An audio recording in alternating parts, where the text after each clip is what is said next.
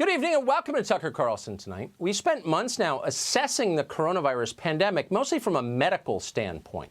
We now know a lot more about the virus than we did back in March and February, and we're grateful for that. Facts are always better than speculation.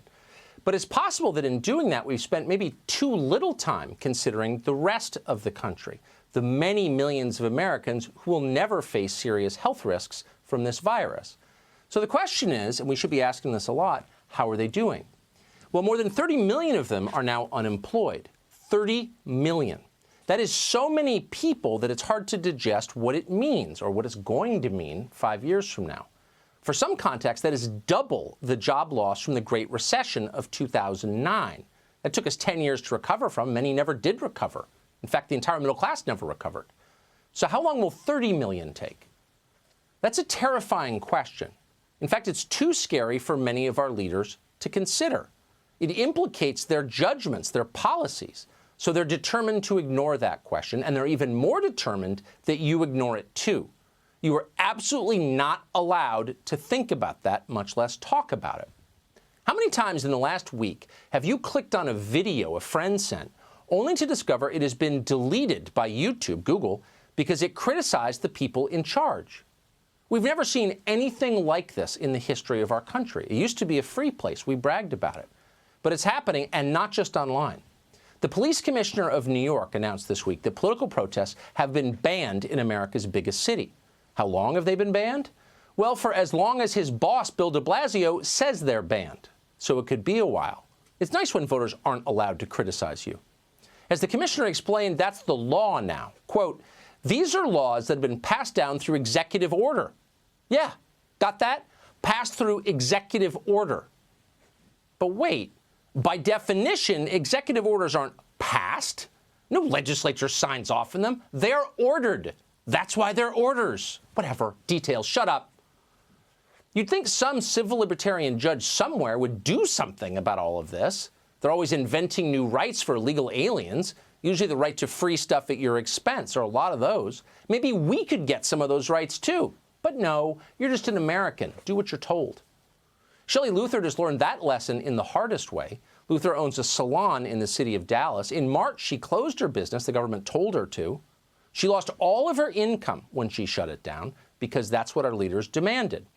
And then she waited, and she waited, and she waited. And a month later, her business was still closed, and she was out of money.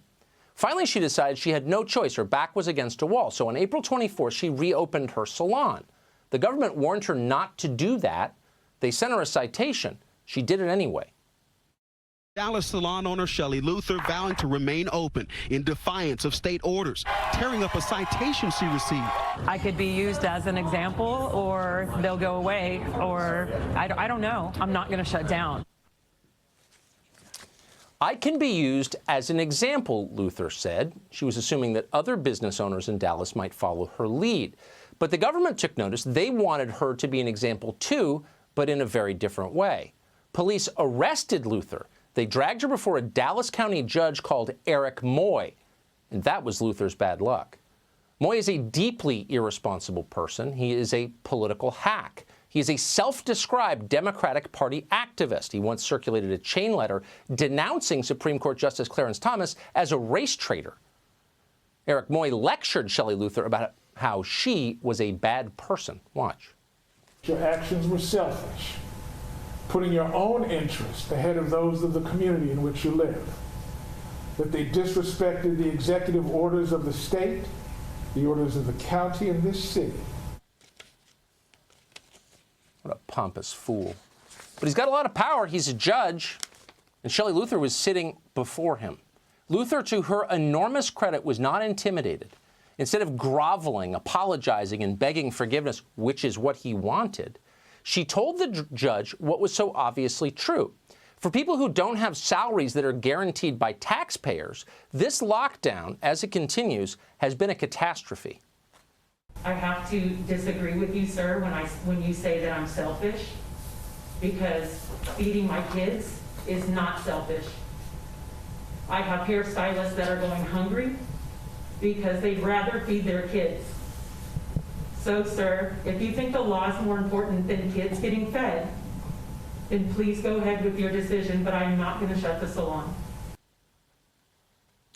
Feeding my kids is not selfish. Moy was unmoved by this. He's not worried about feeding his kids. He went to Harvard Law School. A 2007 article in the Washington Post describes this man as someone, quote, with a weakness for Cuban cigars and the finest steaks. What a poser. As a judge, Moy has continued to collect a salary of about $150,000 throughout the shutdown. He could take that forever. He can afford all the finest steaks he wants, at least until meat supplies run out. Moy sentenced Luther to a week behind bars.